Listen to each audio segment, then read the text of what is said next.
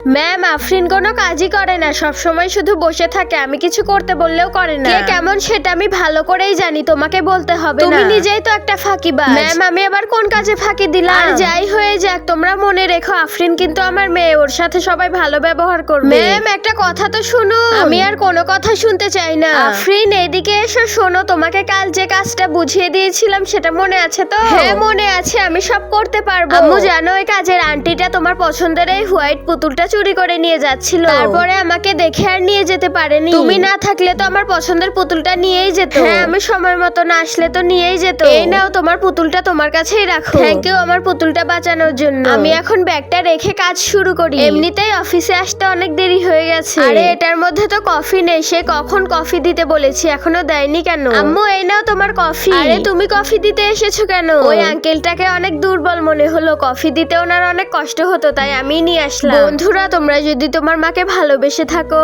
আর এই ছবিটিকে সুন্দর মনে করে থাকো, তাহলে ভিডিওতে একটি লাইক করে চ্যানেলটি সাবস্ক্রাইব করে দাও।